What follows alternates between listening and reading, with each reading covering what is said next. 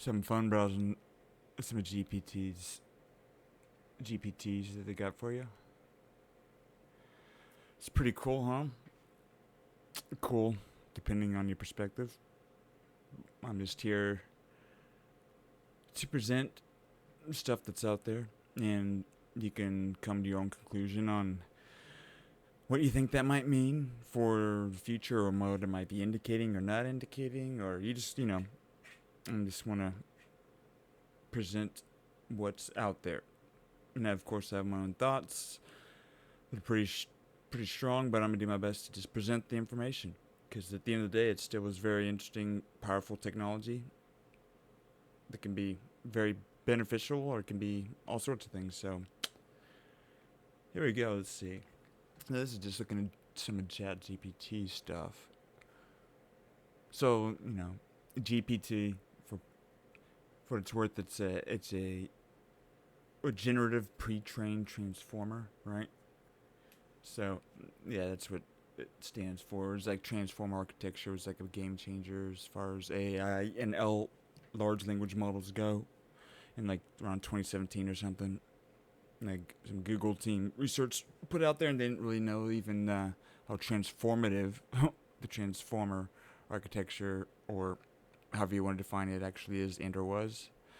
So now we're just kind of discovering what a lot of this stuff can do, and they're just training AI basically as needing more data, and it's like the compute it takes to do it is like the limitation. That and new data that's like meaningful, because it's I mean, the models they have now are basically scraped all the information that's out there, and really having like new quality data to train the models is the whole thing.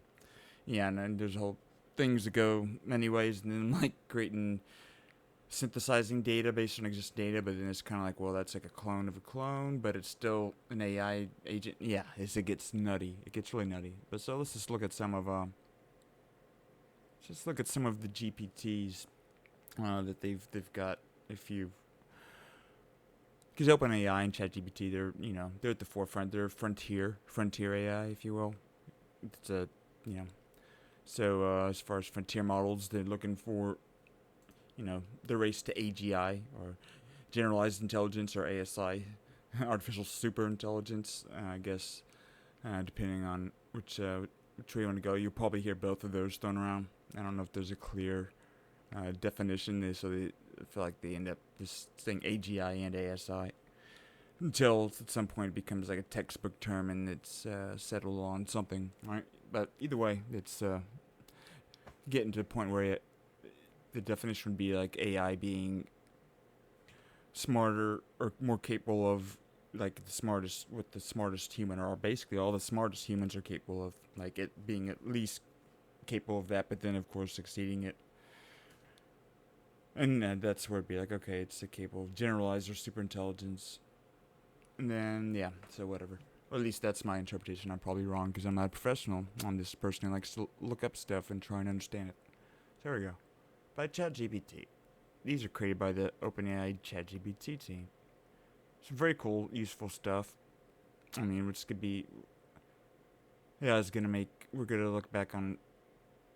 Assuming, things don't go awry or whatever. I guess the ideal scenario is, you'll be everything is gonna. You look back on things you did, like, oh man, forgot that I used to actually go through and click on all these things, or have to upload these things, or just depending on your job, whatever. It's gonna be weird just trying to think of the things that we do now. That's big. 10 years from now, it's like, I can't believe I used to open the door myself. I can't believe I used to, turn on the lights in some cases myself, depending on how much I use smart technology now. I can't believe I used to think to call somebody or remember to call somebody. Again, we have technology that makes it easier, but the AI, I think, is gonna really just personalize and like take on all these things and tasks, even like set reminders and all those things. We have our own AI agents, I think, or about depending on you subscribe. I think they'll just be your best friend, just be your personal assistant to the nth degree in ways that a human couldn't even do. But yeah, so it's just fun, kind of, as you go throughout your day, think, oh, what's something I do now? It's like, yeah, that's probably a good chance you won't be doing that the same way you're doing it in the next 5 years. Every little thing, but we'll see. So yeah, we got tech support advisor, cosmic visionary painter, and digital wonder, laundry buddy. Ask me anything about stains setting. See that? See, it's really cool. I mean, it's really some powerful stuff. You know, just like they'll have a GPT or agents. I guess I don't know if they're not necessarily agents, but there's a whole things of training or agents. They might be agents technically, but tailored GPTs and that for specific things, like, oh, here's one for cooking, here's one for laundry, here's one for tech support, here's one for how to cocktails, math mentor. Just have one here for Gen Z for meme. I hope you understand the lingo and the latest memes. Pretty wild. Now this is where I think it's really funny. So writing. Enhance your writing with tools for creation, editing, and style refinement. Write for me. Write tailored, engaging content with a focus on quality, relevance, and precise word count. Okay, this really gets funny to me. AI humanizer. Number one AI humanizer in the world. So in this, you didn't know that there was a whole thing? Yeah, AI, humanizing AI content is the whole thing. Get human-like content in seconds. This GPT humanizes AI-generated text with blah, blah, blah. Here's another one, humanize AI. Wait, top one AI humanizer to help you get human-like content. So people can just say they're number one. You got this second and third thing here, both saying the number. It doesn't matter. Let's see. Copywriter GPT, your innovative partner for viral ad copywriting. Dive into. See, AI Humanizer Pro, best AI humanizer to help you get 100% human score. That's what I'm reading. 100% human score.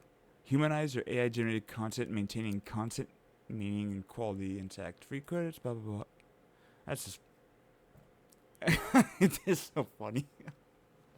And that's just genius, though. You create something and get it to do it, things faster and better, make all these things for us. It's like, oh, make something, write something for me. Okay.